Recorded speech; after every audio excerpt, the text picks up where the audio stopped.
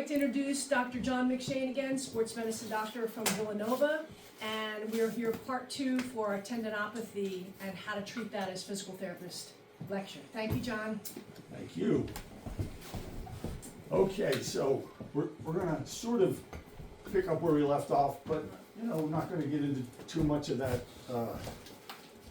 that stuff that we talked about the last time. It's just as a reminder, just keep in mind some of these concepts here.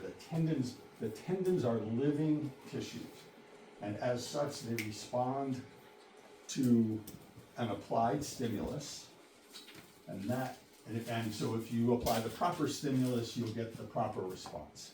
And the reason we apply these stimuli is because they have physiologic responses.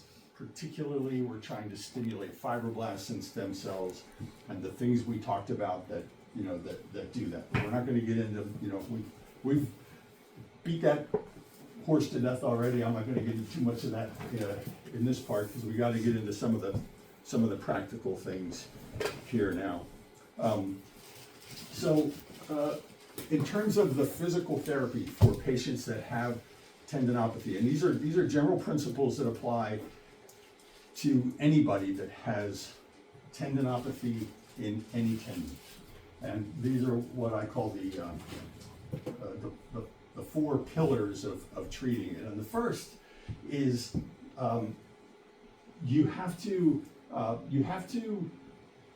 educate the patient and engender their trust and confidence, because what you're going to be doing isn't going to be pleasant, and they will be very skeptical, very doubtful, and they won't enjoy it until they start getting better.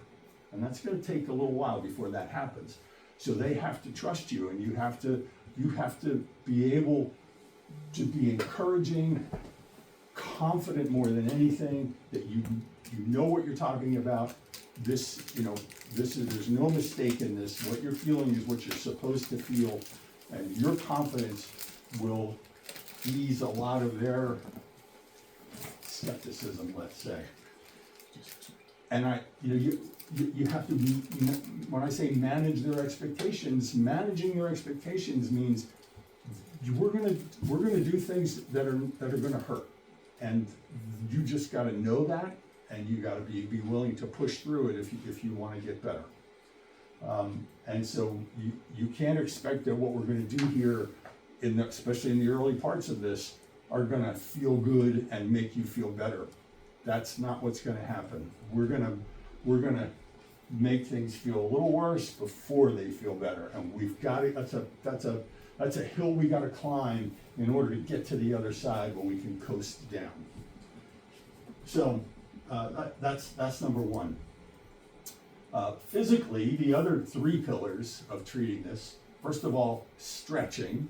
And stretching means lengthening the tendon. And the reason for that, again, is because that stimulates fibroblasts and stem cells. So that's the reason for it, which then causes them to produce collagen, which is what leads to the healing of the tissue.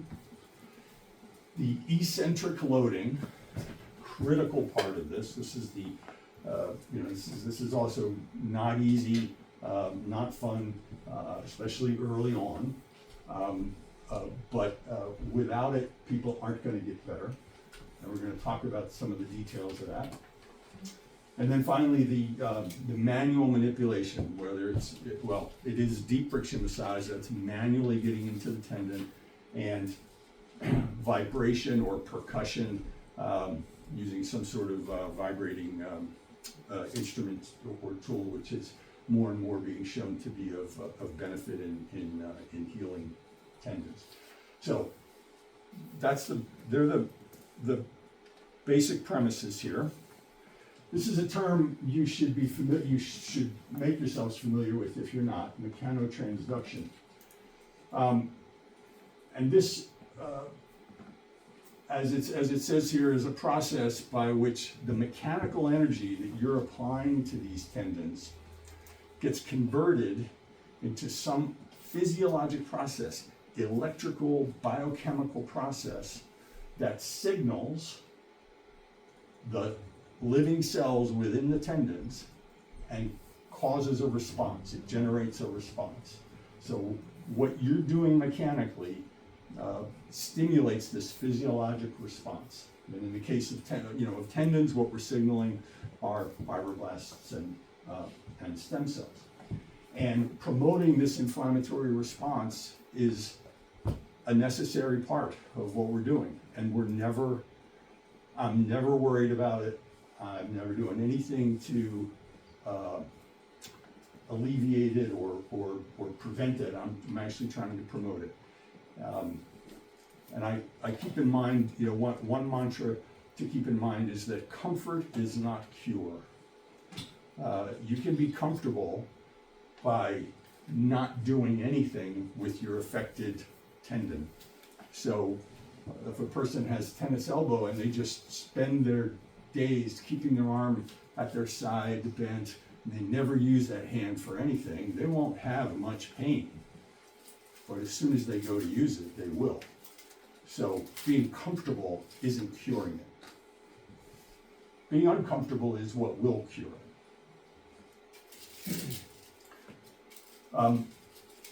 This is a really good paper, and because it's aimed at physical therapists, it's one I think you all should be familiar with. But mechanotransduction, the relevance to physical therapy practice, and understanding our ability to affect genetic expression through mechanical forces. It's really interesting. It's a little deep, but fascinating material. And the methods of these mechanical stimuli: stretching, loading, friction, massage, vibration.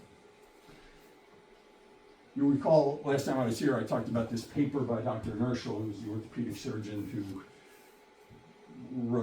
who developed the technique to treat tennis elbow, and he was also the first person to actually biopsy this tissue and have a pathologist look at it and then report on it in this paper. And what he said at the end of that paper is that the principle of any consistently successful treatment is the accurate identification of the pathologic process. So you got to be accurate about what it really is, and its correction with a minimal of disruption of normal tissue. So it's one of the things that when he talked about his surgical approach, he was certainly saying we're going to make sure we're not damaging things we don't want to damage, but we are going to disrupt abnormal tissue. And that's what you're going to do, but you're going to do it through this mechanotransduction, a more physiologic way, much more so than a mechanical way. So I'm going to move ahead here.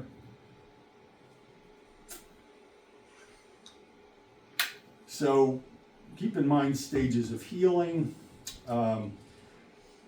So now, before we get into the actual physical therapist, I want to talk to you about this procedure that I developed a number of years ago to treat this this condition. Some of you are familiar a bit with the fact that I do this. I coined the term, or called it, a percutaneous tenotomy, because the word tenotomy basically means putting holes in a tendon, poking through a tendon, and so we do it with a needle, and that's essentially what's happening. And percutaneous means just going through the skin rather than opening the skin up. So to describe this for you, in a little bit of detail, this is something that's reserved for people who fail physical therapy. And I'll talk about who those people are in a minute also. And everybody I see with a tendon problem, I look at their tendon under ultrasound to get a sense of it. And we wrote a paper a number of years ago, myself and a radiologist that I was working with who specialized in ultrasound, on the ultrasound appearance of abnormal tendons. And these are the things we describe. The tendon is inhomogeneous. So normal tendons are very homogeneous in appearance. abnormal tendons are very inhomogeneous. They're dark, they're light, fibers are moving this way and that way. The tendons are thickened. There are interstitial tears running through the tendons, these microscopic tears that run through the tendon. Another thing that we discovered was that there was this markedly increased blood flow, and I talked to you last time about how initially I thought that was the body's response to healing. What we ultimately discovered is that that's the body's, for some reason, this abnormal response that actually impedes healing, inhibits healing, because these blood vessels are carrying with them these inhibitory neurotransmitters that are preventing the maturation of stem cells. They're preventing fibroblasts from producing normal collagen. And so this blood flow is abnormal. You do not see blood flow in normal tendons. You only see it in abnormal tendons. And then the other thing we see is bony irregularities. So one thing about ultrasound is it doesn't, unlike X-ray, it's not great when it's just a single still issue. Ultrasound's much better used when you can move the transducer around and you can see things and get a sort of a three-dimensional view of it. But you know, especially if you're the more familiar you are with it, then the more it all makes sense. This is what's a fairly normal looking tendon. So what you're looking at here is, first of all, this bright white line here, this is bone. This is what I call the apex of the epicondyle. So when you feel over here, you feel that peak on your epicondyle, that's this right here. And then as you slide distally, you'll feel from the peak, it goes down, and there's like soft tissue over top of the bone that you're pressing through. This is the tendon. The hand is down there and the shoulder is up here. So the tendon is coming up and it's attaching all along in here, along this bone in here, all the way up to here. And the things that you can see on this that are normal is, first of all, this bone is very smooth. The height of the tendon, which is the dark area, parallels the apex of the bone. It doesn't stick up above it, which is thickened. And it's very homogeneous. This all looks the same through here. So if we compare that to this here, first of all, we see this very irregular bone. This peak here, this is called an enthesophyte. You've heard of osteophytes, which are in joints. An enthesophyte is a bony projection that comes from where a tendon attaches. The heel spurs, what people call heel spurs, are enthesophytes. They're where the plantar fascia attaches onto the calcaneus, or where the Achilles tendon attaches onto the posterior calcaneus. You get these calcific projections, or these bony projections. So this is abnormal. This bone, you see it's not smooth. And this tendon just is not homogeneous. Again, this is just one slice. So if you move this around, you'd appreciate this more. But that other one was just dark the whole way through. This is light, dark, and if we moved it around, we'd see how variable that is. So that's a very abnormal looking tendon. The other thing is that all of these tendons have increased blood flow. And so this is what's called Doppler, which is a tool that's on ultrasound machines. And you put it on, and within the box, you can see blood flow.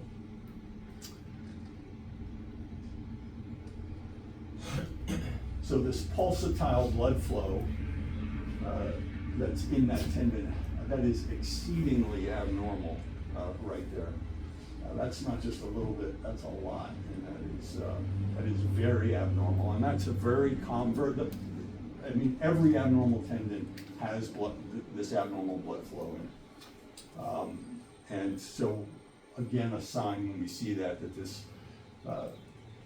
this tendon is tendonic and abnormal. So, in these patients that have failed less invasive treatment, there's this procedure I do. And the procedure involves anesthetizing the tendon with some local anesthetic, and then going into the tendon with a needle, and under the guidance of ultrasound, we'll take that needle and we'll go through and break up all of this abnormal tissue that is in the tendon. And when I'm doing that, there are a couple of things that I'm accomplishing. One is I am ablating, hopefully damaging these blood vessels, which I want to get rid of. I am breaking through this abnormal tissue. I'm injuring this tissue, which then stimulates a healing response, which is the body's response to the injury that's been created. And part of that response is the coming in and getting rid of this damaged tissue, clearing it out. So you remember the analogy I gave of the tree falling on the house and all the damage inside of the house. You can't repair that house until you clear everything out. So this stimulates the clearing out process. So we break it all up so that it's more easily cleared. The body recognizes the extent of this injury we've created, and it comes in and it clears it out, and then starts laying down normal tissue to repair it and replace it. One thing that we see in all of these tendons is that they're torn. So patients will say to me, well, is my tendon torn? Or they'll have had an MRI that says their tendon is torn. And they become focused on that. Every tendon is torn that has tendinopathy. They're all torn. It's interstitial tearing. It's tears running through the tendon. So what you'll see here, again, this is the bone. Here's the apex. This is the tendon. And this is a needle. And out of this needle, in a moment you'll see that I'm going to be injecting anesthetic into this tendon. And the pressure of that fluid going in is going to open up a tear. Let's see if that works. Yeah. So there's the needle, and just watch the area in front of it for a moment. And you see that open? Watch it one more time. Let's make sure that works. You gotta watch it right at the end. I'm getting to that area. There's some tearing up there, but that really opens up. Can you see that? Mm-hmm. So even initially, this up here is all torn as well. This is just much more dramatic here. But all these little holes are tearing in that tendon, and you'll see that initially as the fluid's going in up there. So right in there, that opens, and then down there it opens a lot. So this tendon is torn, but every tendon is torn. So the fact that it's torn doesn't mean anything like, oh my gosh, your tendon's torn, I guess this isn't gonna work, or I guess we shouldn't do this. No, they're all torn. Even the ones that I don't do this procedure on are torn. So you can get them to heal if you do the right things in most of the cases. This is just, I got another example of it here. It's the same thing. You see this irregular bone, the tendon, the needle's going to inject fluid, and look at that tear open up. See that? Yep. Every single tendon is like that.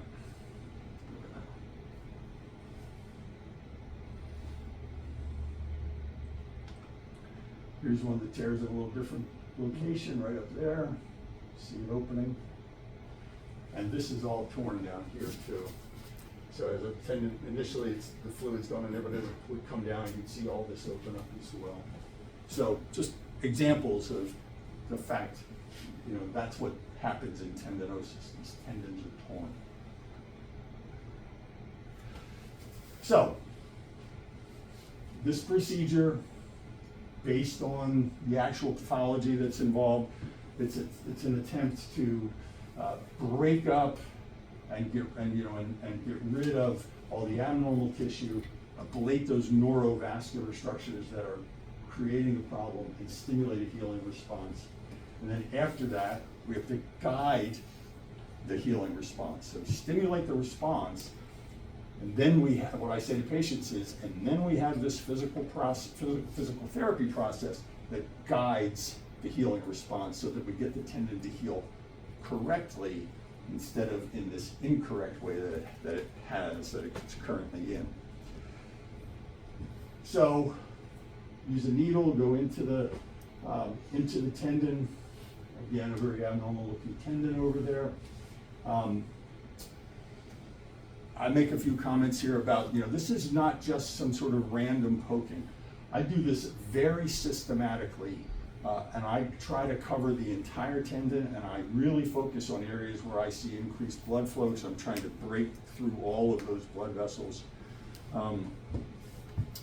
It's a very systematic approach. It's not just sort of randomly poking around.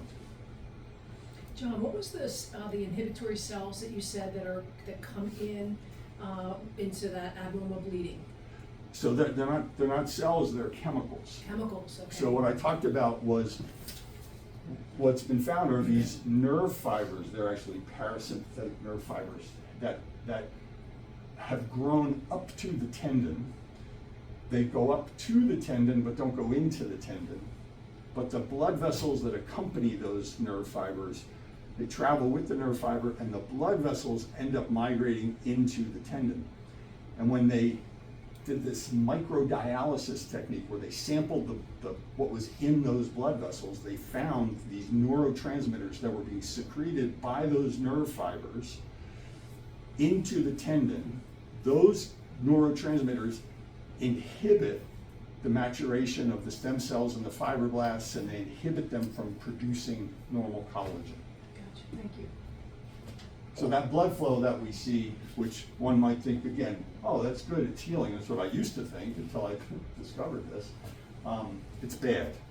So here's an example of what it looks like with the needle. This elbows in a different place. Here's the apex up here, the tendon's coming that way, and this, of course, is the needle. And so the needle is going to go back and forth. I go down along the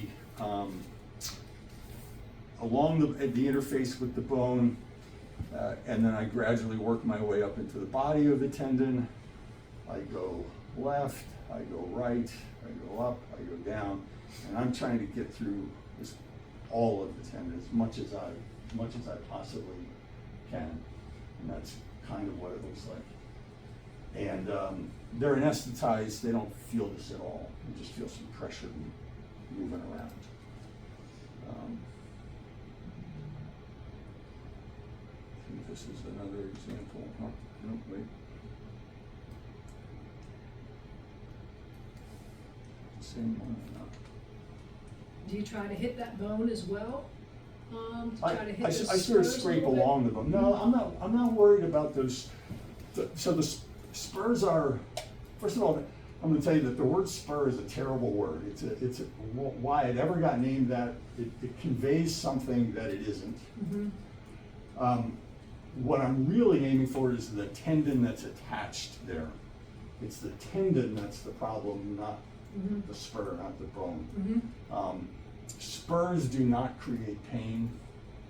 The attachment of the soft tissue to the spur is what's painful. So heel spurs do not cause pain. The abnormal plantar fascia attached to the heel spur is what creates the pain. And so when if people have their heel spurs removed, at the same time when they do that, they happen to be, disrupting the attachment point of the plantar fascia. So they sort of inadvertently get better. If they get better from that, it's not because of what they were trying to do, but what they inadvertently did, which was affecting that soft tissue. Can I ask a question? Yeah. I'm not a PT, but do you primarily do this just on elbows, or do you do? No. Okay, I'm going to talk about that as well. Yeah. But no, but tennis elbow is a great model for it because it's very common. But everything I say here applies to, pretty much any tendinotic tendon. And the most common tendons that we see and that we do these treatments on are the lateral elbow, the medial elbow, the lateral hip, the patellar tendon, the Achilles tendon, the plantar fascia. Those are the majority of the tendons that we treat. Yeah. Do you ever do in place of a rotator cuff surgery? Well, so if somebody just has tendinosis of their rotator cuff with partial thickness tearing, most of those people are not getting surgery. Mm-hmm. Full thickness tears, Yeah. the bigger they are and the younger the person, the more likely they are to have surgery. And usually I find, for some reason with the rotator cuff, I find that we can rehab them to get them better. That's typically, they in get the quiet, yep. vast On their majority own. of Yep. patients. Okay. So when we're done, they have a Band-Aid on their elbow. It looks like not much was done, but I will tell you, this hurts a lot. If I tell patients, if I poke around in your tendon with a needle for 25 minutes, you can imagine you're going to get sore. And so you're going to get worse before you get better. You got to know that going into it. But the people that get this done, they are ready. They are ready. They've been through the mill with what they're dealing with, and they're just ready. We start the physical therapy the next day. So I typically do these procedures on Thursdays, and then I have them have scheduled already the first appointment with the physical therapist the following day.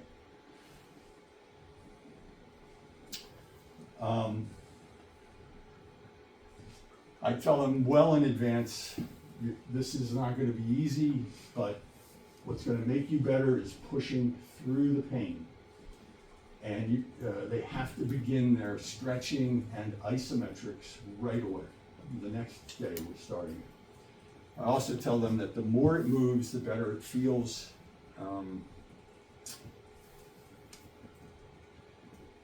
So this process lasts about 12 weeks. They gotta push, they get worse. By around a week and a half, they've sort of hit bottom. They're the worst they're gonna be at that point. Now that doesn't mean they're gonna be great after that. That means they're only less worse than at that point. So they've hit bottom, and then they're starting to come out of that and get gradually improved over the course of the 12 weeks. And let me see. So I want to talk about the specifics of rehabbing tendons, not just tendons that have had this procedure. I want to talk more than anything about patients that have not had this procedure, but I'm going to include in it with this as well. And I'll just give you an example of what our outcomes are with this. With doing this procedure. We published a paper a number of years ago on this. This was the title of it, and looked at the outcomes of 52 patients who had symptoms for at least 9 months prior to having the procedure, and they all went through this procedure with the 12-week rehab protocol, and they were all at least 6 months out from their procedure. And 92% had good or excellent results and would recommend the procedure to a friend or relative, and there were no adverse events reported.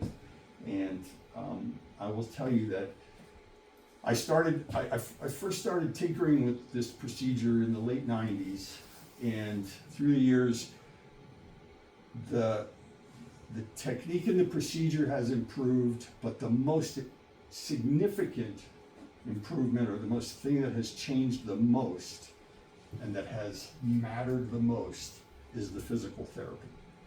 It's the physical therapy approach that really makes all the difference. And I've treated, I can't even tell you how many hundreds of people that have had this this procedure, and in all different tendons, and the results are very, very, it's very, very successful. Some tendons a little more successful than others. Tennis elbow is a tendon that when I do the procedure, I do not add PRP, but in all of the others I do. And I don't add it in the tennis elbow because I found that when I did it, it didn't make any difference. If people just did what they were supposed to do, their outcomes were great. And so it just added to the cost, and so we don't do it. The medial elbow, for example, without PRP, those numbers were definitely lower. I would say, at least in the earlier days, it was about 65% success, and now with PRP, it's at least 85 or 90, and maybe even a little more. The other tendons, Achilles tendon, plantar fascia, very, very high, same ballpark, 90+% success. So they're very successful procedures. They spare people having an operation, but it's not a trivial thing to go through. The patient has to be prepared for it. So I want to talk about. Dr. McShane? Yeah. What are other procedures that this is kind of in lieu of that maybe other physicians do or have historically done? Are there other things that... Historically, they've done surgery. That would be it. What surgery would you be talking about there? So for tennis elbow, Yeah. the inertial procedure. Oh, okay. So what they do in that procedure is they detach the tendon from the bone. They debride the tissue, the abnormal tissue out. They put drill holes in the bone, and they suture the remaining tendon back down to the bone, and that's what the procedure involves. Still commonly done right now? Yeah. Well, Okay. yeah, the surgeon. So that's what surgeons do. Although I'll tell you, surgeons do not like to do that procedure. Okay. And the reason is, I think, because it is not a home run. When you look at the published data, I mean, some studies show that like less than half of the patients have what will be considered excellent results. But other studies show that maybe it's 80%, but it's just when surgeons are operating on things, they want 100% or really close. They don't want to deal with patients coming back and saying they didn't get better. This is one that just doesn't have super high outcomes, and so they just don't particularly like to do it. And also, when you look at how debilitated the patients are afterwards, they're immobilized for an extended period of time, can't shower, can't use their extremity. My patients are never immobilized, and you can use their hand for basic ADLs starting day one. Okay. Thank you. But there are surgical procedures for the Achilles tendon, for the plantar fascia, for the patellar tendon, and they're all essentially similar concepts. Yeah. Is the hip tendinopathy and technique, do they typically have less pain after than the tennis elbow? I would think that maybe they would not be as Greater painful. trochanter? Yeah. No, They're still as painful. they're pretty sore. Okay, I mean, alright. those people are, I think, pretty sore to begin with. Yes, they are. That is a tough problem. Yeah. But also when you think demographically who those people are, demographically those people tend to be women in middle age or a little older. That's the typical patient that has that. It's really uncommon in men. Doesn't mean it never occurs, but it's very uncommon. These patients are typically people who are not generally physically active people. They're not exercisers. They're not people that are accustomed to like pushing, through things like like people that exercise push through stuff. So I think it's even harder for them. I think that's partly why it's harder for them to rehab this too, even without a procedure, because they're just not accustomed to that kind of thing. That's my take on it anyway. But no, they don't feel too good after that procedure. But they do well.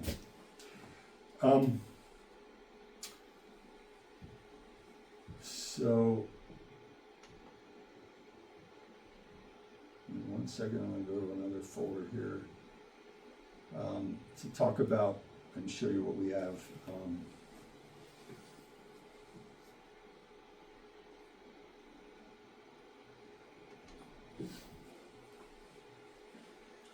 So what you're looking at here are each of these is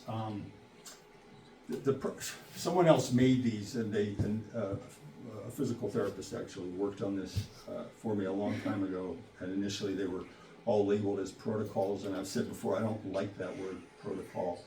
I like guideline much better. But I am in the process of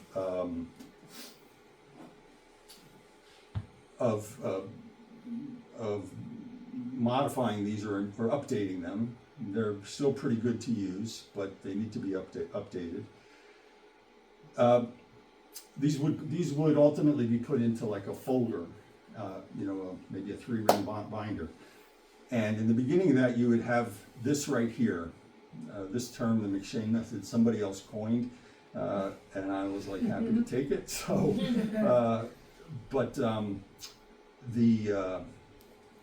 this goes through the principles of rehabbing any tendon, and the details are in the other files other documents that you saw listed there.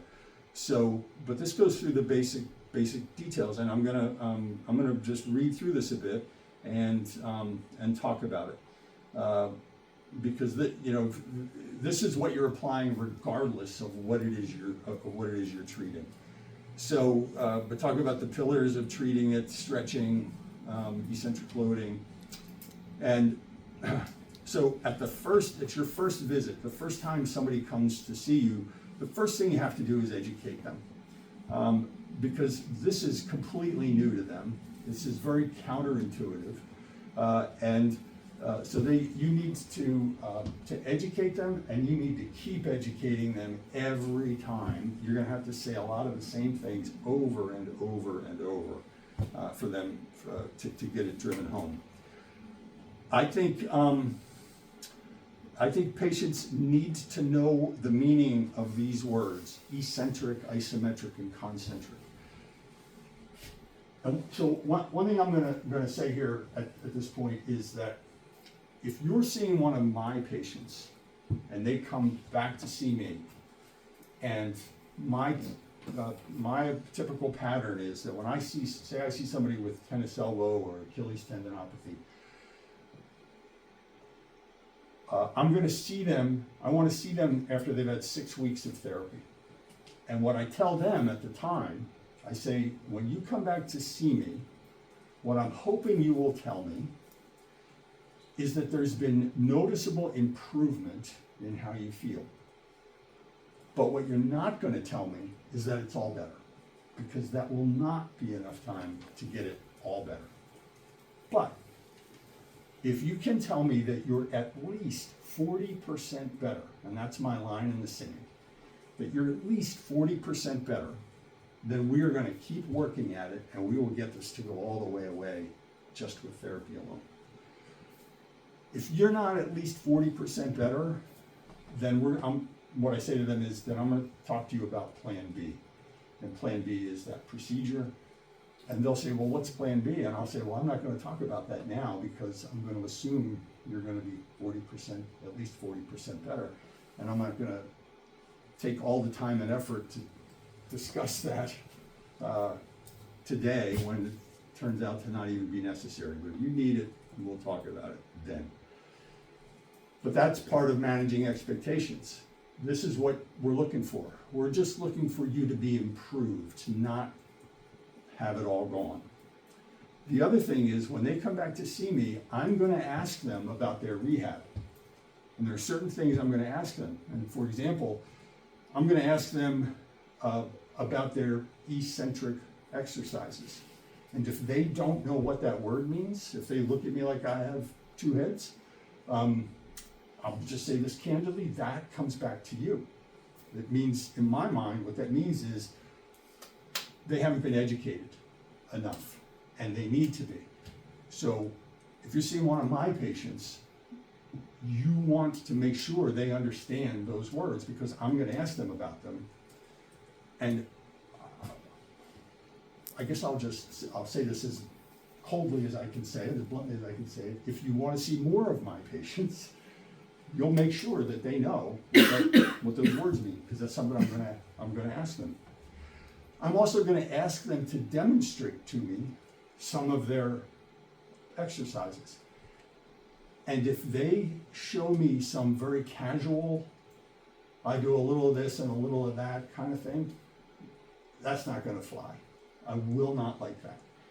I need it driven home so hard in their heads that the details matter, and you would never demonstrate to anybody some casual little bit of this, little bit of that. You would say, when I'm doing this, this is what I do, and this is the detail of it. So those details are really important. So you want to make sure that that's just driven home to them. And the reason is simply this: that's what gets them better. And we need to get them better together. And part of it is, well, it's all three of us working together, you, me, and them. And if they don't understand the importance of it, then that means when they're home doing their exercises, if they're doing them, they're not doing them right. So the details matter, and they need to understand that they matter so much that when I ask, they need to show exactly what it is. So, that being said. So on this first day, it's a lot of education, explaining to them what's going to be happening, what you're going to be doing, reinforcing the things that I've said to them, because what I'll have said to them, I'll have gone through an explanation of what is actually happening in their tendon. I give them this detailed description. And I will say to them, now when you go to therapy, there's a few things you need to know. And one of those things is, when you go to therapy, the therapist is going to do things, and they're going to ask you to do things that are going to make this hurt. I'll say you have to beat it up in a very particular way in order to get it better. So I've told them that already. So when you tell them that, it's not the first time they've heard it. When you say it, it actually is just reinforcing. So now they've heard it twice, so it must be the right thing. And you just need to prepare them for that. They need to know it's coming, and that's just going to be part of it. And you're going to help them get through it. It's not, it's not going to be, it's not going to be impossible by any means, because loads and loads of people have gone through this and come out the other end. So it's definitely doable. But they need to understand. We're shooting for at least a 6 out of 10 level of pain, especially with the eccentric exercises, and I'll get into that a little more. And I say at least because if somebody can tolerate an 8, that's great, but it has to be at least what they perceive as a 6. Now, pain is subjective. So what it takes to produce a 6 in one person is different than what it takes to produce a 6 in another person. So whatever it is for that person, that's what it's got to be. They always want to be at least at a 6 in this process. And what will happen is they'll be aiming for a 6, and as the days go by, it will become easier to do that particular level of resistance, and they'll start only reaching a 5. And when that happens, what you need to do is add more resistance and bring it back up to a 6. And then they'll do that for a while, and it'll be easier to do, and then you'll add more resistance, and it will bring it back up to a 6. And so it's going to be like this until we add resistance, and we can't get it to a 6. You know, what they fail at is just strength, not pain. But that's way down the road. But the patient needs to know that we're going to always be that's our key to add, is when you can achieve it, then we're going to add some more. And I'll talk more about what that means. Will you give us some of these? Will you provide some of these guys, your guidelines? I'm giving it all to you. Oh, great. Okay. Perfect. So I'm giving you this sheet that you're looking at right here, and then all of those other files that I just showed you a minute ago. Fabulous. Because they break it down. Here's the elbow, here's the hip, here's the Love it. patella, so you'll have them all. Thank you. And by the way, that's what I'm saying, I'm gonna, as I work on them and add things to them, Yeah. I'll send that to you, and you just swap it out. And anytime I do that, I'll share it with you. And Ian is working on something that maybe we'll send to you as well. That's a visual handout that's describing all these words and education pieces with Great. pictures of eccentrics, so that it really drills it home in any way possible. That's great. Yeah. So we'll send it to you and you get your blessing on it. Like, hey, I like that. Yeah. Perfect. At no time during the rehab process do we do any concentric loading. So this is another point I want to make. If the patient comes in and I ask them to show me what they've been doing, and they demonstrate some concentric exercise, like I'm doing heel raises on a step, for example, I'm going to go, what do you, no, you're not, I hope not. So, at least with my patients, eccentric the whole time. And I'm going to say this too, it really shouldn't matter if it's my patient or anybody else's, because this works so well. You should just do it with every one of your patients that has these conditions, because nothing works better than it if you follow this. So even though what we're doing in physical therapy creates pain, what you do outside of therapy should not cause pain. You want to minimize those activities. There's a method to the madness, if you will. There's a purpose to what we're doing in rehab, why it creates pain. It creates the pain for a purpose.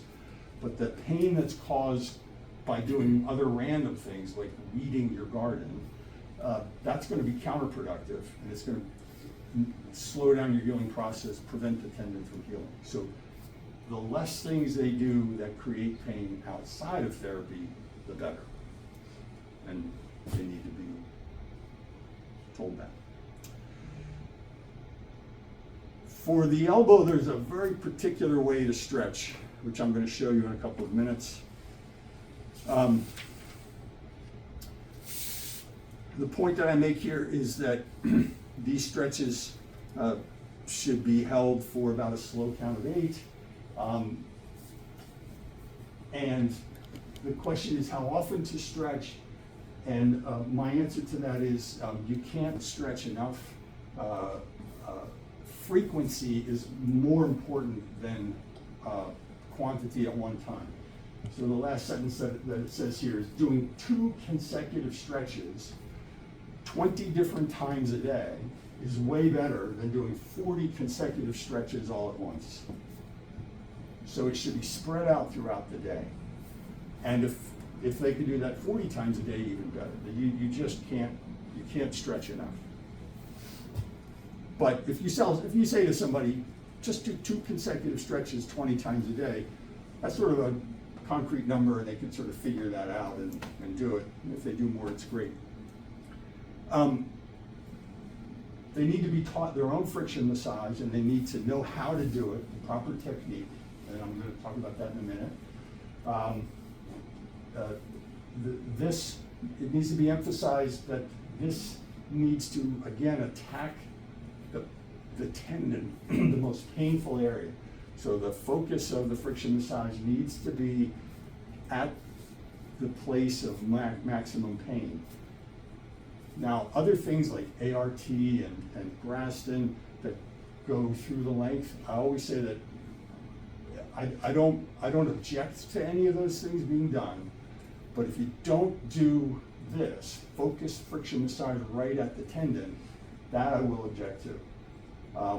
But if you do this and don't do the others, I'll have no objection to that. So this is what to me is the most important. And I'm mentioning here using, you know, a massage gun, a percussive gun. I wrote down the names of some, it's blurred here, but of some brand names. Theragun is the name that everybody sort of knows and hears.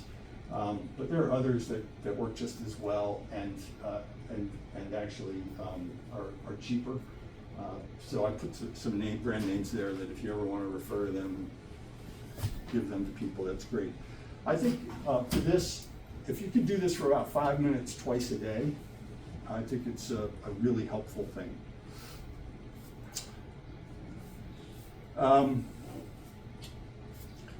So in the first week of therapy, and these again are patients that have not had one of my procedures, but in the first week, they're learning stretching and friction massage, and we're going to start with isometric loading. And I do isometrics because it sort of is getting them ready for eccentrics, partly because they're, you know, the pain is new to them. They need to get somewhat accustomed to the pain. It's less, the isometrics are going to be more manageable for them than the eccentrics will. So it's a way to sort of get them warmed up to get ready to do eccentrics. Isometrics you should try to be doing them from a position of length. So for example, in doing an isometric wrist extension, that's not fully lengthened, so we would prefer it to be down here or at least in a neutral place here. So whatever it is you're working on, if you can get the tendon lengthened first and then do the isometric, it's better as best you can do that. And this is a good guideline here. If they could do 2 sets of 12, and if they do that 5 times a day, that's a lot. But that's a good start. That first week, 2 sets of 12, 5 times a day, and they're shooting for 6 out of 10, at least by the end of each set. You know, maybe the first one doesn't hurt as much. Well, maybe what happens typically is the first one hurts the worst. The third one starts hurting less, and actually it hurts less as they go along. You may have seen that. But that's what we're shooting for, is about that 6 out of 10. And again, when that starts hurting less, do you ask him to give more than a submaximal contraction to bring it up more, to keep that 6? Yep, trying to get to a 6, yep. After each set, they should stretch, however they're going to stretch, whatever tendon it is, and do a little massage. That will ease the stiffness that they feel that they will get after each set, it'll help the whole process. So, starting in the 2nd or 3rd week, depending on when the patient's ready for it, and that's a judgment call for you, we're going to start replacing the isometrics with eccentrics. In this one, we're going to do 2 sets of 12 3 times a day, not 5 times. It's still a lot, but it is less. And you begin with, beginning with low loads, and you want to be sure that the movements are slow, and that they're doing it specifically how it's described. There was an article I saw, somebody talking about using a metronome to count the time, to keeping it slow, and they found that helpful, and I think that makes sense, rather than just sort of in their head. As you do it in your head, you can kind of speed up as you get to the end. 1, 2, 3, 4, 5, 6, 7, 8. So if they just stick with a metronome, it's good. And again, by the end of the set, at least they should be up to a level 6, and they should feel by the second set they should feel quite fatigued. and then stretching afterwards. The ultimate goal with eccentric loading is not that they are actively lowering the weight. The ultimate goal is that they cannot hold the weight up, but they can fight it so that it doesn't drop quickly. So that's what you ultimately want to get to. And that's how that's when somebody's really working. So if you keep that goal in mind, it gives you sort of a target as you're working with them. But it needs to be done slowly. That's important. And again, pain subsides, add some weight. And these increments should be small, of course. You're not going to add 5 pounds of weight. You're going to add a pound, if you can. Something small. At week 6, we changed to 3 sets of 10 repetitions done twice a day. So we've gone from 3 times a day to twice a day, and we've dropped down from 12 to 10. And again, weight needs to be controlled, and by the end of the 3rd set, you need to be fatigued and have to reach a level 6. At week 9, 3 sets of 12, but only done once a day. And that'll go through the end of the 12 weeks. This is also a time when we're going to start, this is where some creativity comes in. We're going to start trying to prepare the patient for the thing that they most want to get back to doing. Is it golf? Is it tennis? Is it something in their job? Whatever it is. And so you want to know what that is so that you can start thinking about, okay, how can I replicate that thing in an eccentric way? So you can do things, for example, like put a tennis racket in their hand, but tie a TheraBand to the end of it, and come up with a way to eccentrically have the tennis racket be pulled back by the green or whatever color band it's going to be, have that done eccentrically, bring it out with their other hand. So they're using the tennis racket, or they're using a golf club. So things like that. And anything that the patient says, it still hurts me when I do this, something that they've noticed during the day, it hurts them more than other things. Figure out what that is, and then come up with some way to replicate that eccentrically. And that, again, is you just have to be creative in figuring that out, whatever that is, because this is the nuance for the particular patient. And then what will happen is, as time goes by, the more of these patients you see, you'll sort of develop this little catalog of these extra kinds of things that you can then use again and again, because you've seen patients that said the same thing. So that's what we're doing at week 9 up to week 12, and then at week 12 they're going to come back to see me.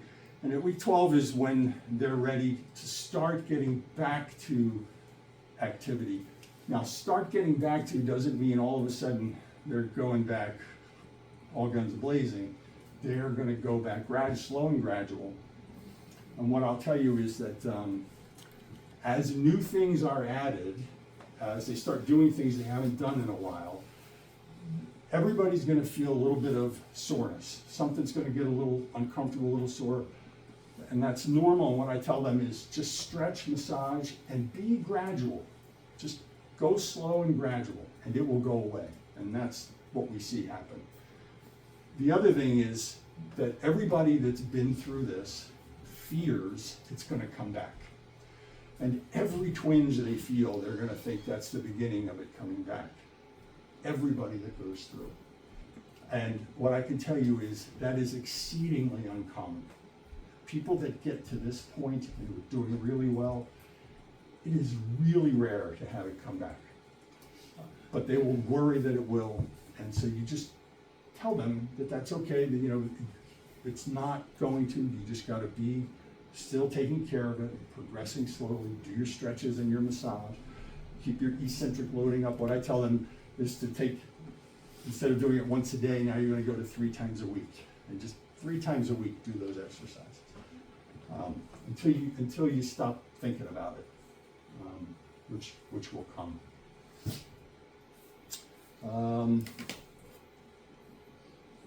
Let's see if I some tidbits I have here. Do you have, kind of back in the old school days, since I'm old school, with these smaller muscles, we typically didn't like push those smaller muscles, like of course you're working up to it, greater than 5 pounds, but so many people are much stronger than that, like on a gradual progression. Do you have a top limit with these small muscles? Well, no, I think if they can do it, they can do it. Okay. There are some guys that could do 25 pounds with eccentric wrist extensions. Now, Yeah. that's a rarity, Yeah. but there are some people that can Yeah. do it. To me, if somebody's at 10 pounds, that's a lot. Mm-hmm. And if you could do, I if you do 3 sets of 12 of 10 pounds, nobody's going to be able to do that when they started this process. I mean, that's a lot of load. Yeah. So, but you just wherever the patient's ability takes them. Yeah.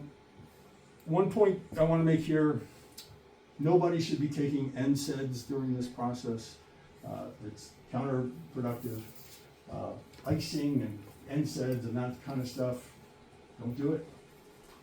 And the last thing I say here is that even though this is hard, and for you, it's hard for you too, because you're dealing with a patient who's skeptical, doubtful, they're in pain, you don't like creating pain. But I will tell you, this is really rewarding too, because people are debilitated with these conditions. Their quality of life, a lot of people that don't have, for example, tennis elbow, think, this is, how painful can that be? It's just, they can't imagine that it's debilitating. It is a debilitating condition. It's life altering. And when you give that back to somebody, you get them through this, and now they can do things that they just couldn't do before, and they're back doing activities that they love doing. That's very rewarding. So stick with it, be diligent with it, encourage them through the process, and as you do it more and more, you'll get better at it, and it'll be really, really rewarding, I think. All right, I want to, because I do have to bug out of here shortly, I do want to talk about a couple of details of some rehab techniques for some that I want you to pay attention to, and then I'll answer any questions you have. But I want to talk about a couple of specific things. The first thing is I want stretching the common extensor tendon. There's a very particular way that I think people should do this, and I want to show it to you and make sure you can do it. Every patient finds it hard to do, and I'll show you what it is that they find hard to do. But that if they do it right, it's really effective. So this is how it goes. So what I tell people is, you're going to keep your elbow by your side, and your hand is going to come up and point to the ceiling and face across the front of your body. And the first movement is to take the pads of your fingers and touch over the metacarpal heads, so like this. So the back of the hand should be flat. So everybody, when you show them this, they're going to do this. And you're going to say, well, look at your hand and look at mine. And they're going to say, what? I don't see any difference. And I go, well, yeah, there is a difference. I mean, it just happens with everybody. Goal is back of the hand is flat. Then we close the fist, and then we flex the wrist down. And from here, we're going to straighten the elbow all the way out. So the wrist stays flexed. People will start to straighten their wrist out as they do it. So the wrist stays flexed. Somebody hurry. Cramp, oh. When you get to here, you're going to rotate to the outside, and you're going to push on the long finger, on the knuckle of the long finger, so out at the end. You want to push on the long finger. You can come from either underneath or above. Now, and I'm seeing a couple of you do some of the things that I see happen. So let me just finish this. So you stay here, you're gonna keep the fist tightly closed, you're gonna come back up to here, elbow stays by the side, and then you're gonna push down on that long finger gently up here, because we don't wanna make the wrist sore, but we do wanna get some stretch there. So that's the entire stretch. So it goes from here to here, to here, to here, out to there, rotate around, and then push on the long finger.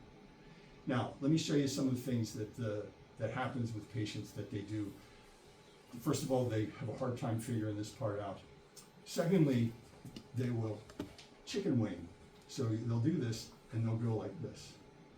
And I will try to tell them, don't do that. Watch me, I can do the whole thing with my elbow never leaving my side, right? So keep the elbow close to the body, don't bring it out here like this. And there's a reason for that I'll tell you in a moment. The other thing is, don't do it up here. And the other thing that they will do is, as they do this, they will do this, which you would do. Oh, shoot. For both of those things, they're gonna do this so many times that if they do those things, this is gonna get sore. And then they'll start saying, my shoulder hurts, my neck hurts, and you don't wanna deal with that.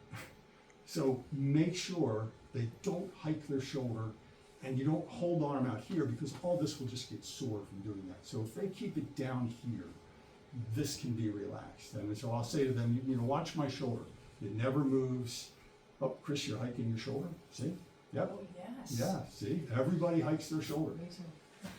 And so these are points that I'm going to tell you are going to need every single visit to reinforce that with the patient, because they will all do it wrong. They will all go out here like this. They'll all hike their shoulder like that. They'll get this part wrong. It's just ubiquitous. It's just what happens. And you have to reinforce it over and over and over for them to get it right.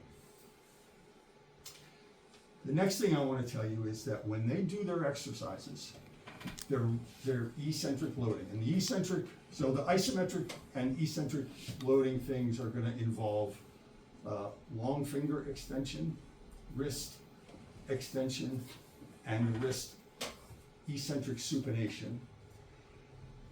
Elbow needs to be in absolute full extension or hyperextension if that's what their natural elbow does. And so I'll say this to the patient. I'll say, look at my elbow. My elbow is not straight enough. Looks plenty straight, but this is straight and this is not. And the difference between this and this is the difference between getting better and having a real bumpy road. It's got to be all the way out. And we've just learned this through the years, that this makes a huge difference. So elbows got to be locked out. Everybody will, as they do this, they will start to bend their elbows, especially if they've got a weight in their hand to do it eccentrically. They will start to pull, like with their bicep, and their elbow will flex. And you just have to reinforce, nope, stop, start over. Elbows got to be locked, locked, and just really reinforce that. So this is one of those things, if the patient, when I see my patient's sitting in a chair with armrests on it, and I'll say, well, show me some of your exercises. And they'll be sitting like this, and they'll go, well, I do some of these. And I'll be like, no. So don't show me that. Don't show me that. Show me that your elbow is fully out here. You lift the weight with the other hand, and you're slowly lowering it down, and this is staying locked. And then the other hand is bringing it up. It's only eccentric. Same, you're going to be using a hammer or something with a weight and a lever down. This one brings it up. This is locked out. But don't show me with your elbow bent at 90 degrees or any degrees really, but certainly not just like that. Or it means to me it just hasn't been driven home enough to you that it has to be all the way out here. Those are the two main points with tennis elbow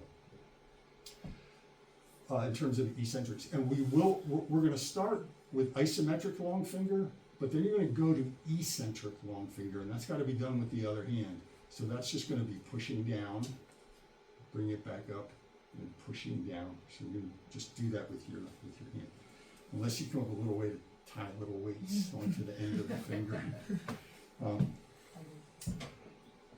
And then friction massage. I want to show everybody the way I think friction massage should be done. Come over here. I'm gonna do it on each of your elbows so you can feel it. Whoever gets here first. Race. Come up. You got it. Okay. So the way I find it, first of all, is I start with the elbow flexed. I'm going to feel for the apex of the epicondyle. I'm going to put my finger there. Then I'm going to straighten the elbow out. And my finger is going to slide down to what I call, like if we think of the apex as the peak of a mountain, I'm going to slide down to the face of the mountain with the elbow fully extended. And then I'm going to be pushing into the mountain. And the movements are going to be like this. And they can be that way, that way, that way, that way. But I'm not sliding over the skin. Movements are very small and they're deep. So that's how it goes. Okay. Can you show me over this way, Dr. McShane? Oh, sure.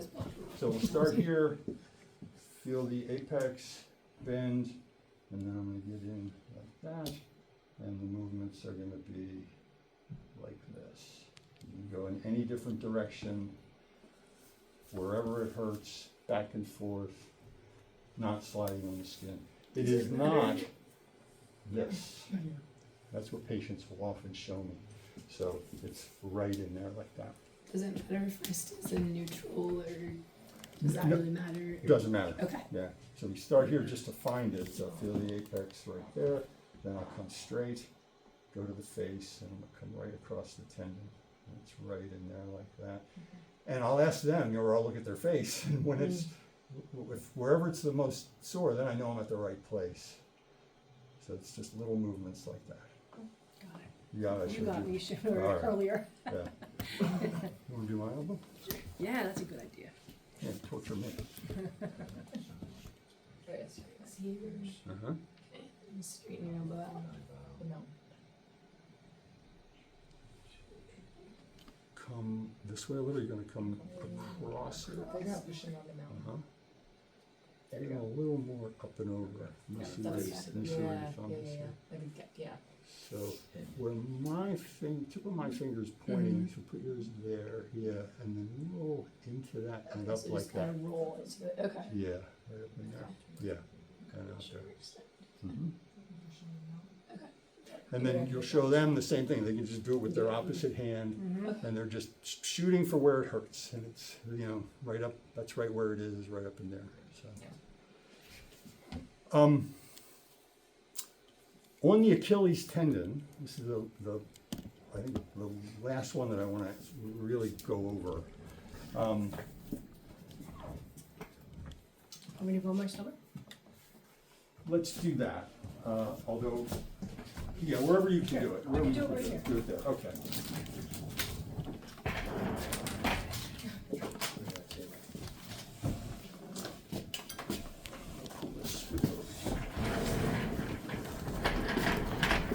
So, is your Achilles sore at all? Not at all. Okay, good. So, here's what we're going to do. We're going to find the tendon, right, where they hurt, and the tendon will be thickened. Usually, if it's mid-substance, it'll be up around here. It'll be thickened. So the way we're going to approach this is from the side, and what we're trying to do is get under the tendon and come up under it to that interface in there. And so the friction massage will come in like that, and or like that. And imagine you're trying to get as much under the tendon as you can, and the movements like that. So we're not doing it up here. Okay. If they have more pain medially, would you do it? Yep. medially then? Okay. Exactly. Wherever they feel the worst. And you could even, you can do it both sides. You can also use like a Graston tool for this too. Anything that'll sort of get up under there. Because that's where those abnormal blood vessels are. They're coming up under from that area there. And we're really trying to get into them like that here. In addition, you can use the foot and do that back and forth a little and then get it up like that. And you can do that a few times. And another thing that some therapists have done is have people get on a step and lower while they're down there doing it like that. So they're going down eccentrically and then you're getting it under the tendon like that. You're good. Okay. Does that make sense? Yeah. Because Abby, you do have somebody with a pretty thickened area centrally on that Achilles. Yeah, And it hurts. yeah, Yeah. So Yeah. do that. okay. But Yeah, I've you been didn't doing even that get right up, over, yeah. the friction right over the, kind of the top and then a little bit medially, but I haven't been like going under it, so Yeah, I'll do try that. change to do that. Yeah, So with them, so that's, mid-substance Achilles tendinopathy, they should be doing eccentrics off of a step. The same, just you follow these numbers on here. They're up on 2, down on 1, and you want them down below the step. That's the goal. And eventually add weight. So what I'll tell people at home is I say if they have a backpack, I say use a backpack. Yeah, okay. That way, just put a 5-pound weight in your backpack, put it on your back, and that way, and when you balance, the thing you gotta caution against is people hold on to balance and then they're offloading. So what I always tell people is use the back of your hand to balance. You're pushing out just for balance, Yeah. rather than leaning on a railing or something like that. So you're really getting the weight. You'll still have them go up with 2, or just Well, more of the weight on the other More side? the weight on the other side, Yeah. yeah. And then the challenge is if somebody has it on both, that does happen. Yeah. That's Then you that's just gotta really rough. make it, work it more prone where you have control over it. Yes, also, if you have like a, what's it called, a sled, that you can, what's that called? The slant board. No, but it slides up and down. Do you have one of those? Oh, it's like a little wheelie thing that it. like it'd be like a leg Chuck press, Norris but used to with sell them. the, Chuck Norris and Christy Is it an Brinkley. ab roller? No, Yeah. it's a pad that slides at at like 45 degrees. I know It that. has a name. It's Sounds like a something Pilates performer.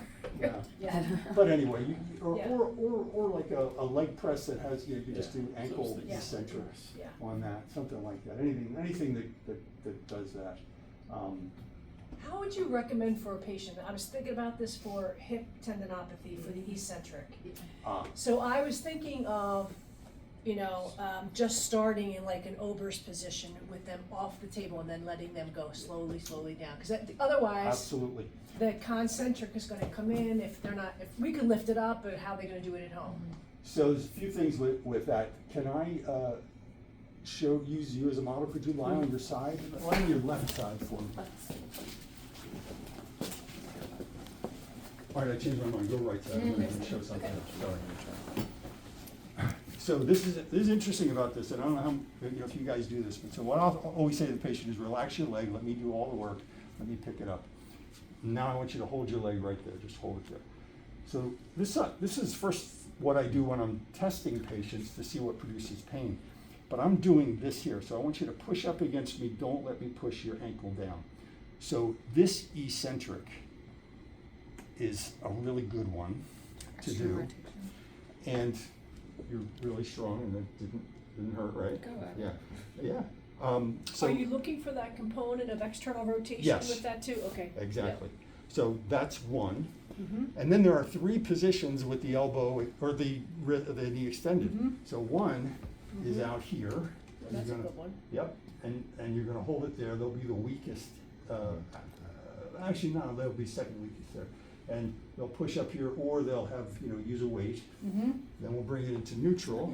So here, and then roll forward, and we'll bring way back here and hold that there. And you'll see this. Like I see this when I examine people. Some people are really strong and very little pain in 2 of those, but one of them really hurts. Yeah. So I try to get them all. Mm-hmm. And the best way to get it into position is with the knee bent. So if you bend your knee and lift it, or you could use a strap to pull, but if you bring it up and then straighten it out, and bring it over. Mhm. Then you're not, because when the knee's bent, you're not doing it, it's not as much of a concentric as if it's extended. Mhm. So anyway, that's the way I do it. And the friction massage, it's, you know, it's find the greater trochanter, it's typically at the posterior-superior, so that's directly superior, it's just a little posterior, and it's right in there. Mhm. People hate that. Yeah, yeah. And So you, that's how I would, so Yeah. what were you gonna, anything else you about also that? mentioned in last lecture about you, and I think I had this correct, that you really don't believe so much in muscle tears because it's such a contiguous system. And in muscle tears, like if somebody did have a diagnose like a football helmet to the area, and there's definitely on MRI a grade 2 tear in the muscle. Oh, well, let me just clarify that. So what I'm saying is when it tears, it isn't actually the muscle fibers that are tearing. It's the connective tissue that the muscle fibers are It's the attached scaffolding. to. Yes. Yes. That's where the Okay. tear occurs. Okay. And I have videos and pictures of this, many of them, where you can see that. But that's where it actually happens. But it's called a muscle tear, but what it really is, it's this connective tissue that's tearing. Do you not ever see the muscle tearing? The actual muscle tearing? It's Okay. always Okay. that, at that interface there. And when you think of, not extending that tear, now this is where like there could be a change there. Would you treat it exactly the same as how you would treat the tendon? Isometric first, then eccentric before concentric. Because sometimes, you think in your mind, like if there's a grade 2 tear in something, if I'm doing concentric, it's a little bit safer in that shortening, and isometric before that pulling apart, like I don't want to extend that tear, but But you'd have to put a lot of force to extend the actually tear, extend okay. it. And it's, that tear is gonna fill in. The body is gonna fill it in. it's just a matter of And- with scar tissue or healthy tissue by stimulating. Right, or even if it's scar, is that scar gonna be how dense and thick and how pliable and elongated? Mm-hmm. Which is what we're trying to get to be. I got you. Yeah. Okay. But these are the things that stimulate the process. Mm-hmm. Because the people that have chronic tears, the people that, they come in and they have pulled their hamstring repeatedly over time, or their calf repeatedly over time. What's happened in them is they have torn, and because they didn't do the right things when it happened, the healing, instead of doing this, the healing went like this. So the edges healed over, and now this is like Teflon. It's never going to come back together like that. So the only way to get that to heal again is you got to Stimulate. re-injure it. Yeah. No, you got to re-injure it. Oh, You got to okay. open it up somehow, and so that now it can go across. But what happened in those people was they went back. They just wanted to get back to their activity, or their coach wanted them back. They just went back too soon. Mm-hmm. Got Yeah. it. Got it. Okay, good. I need to run. I know you do. I know you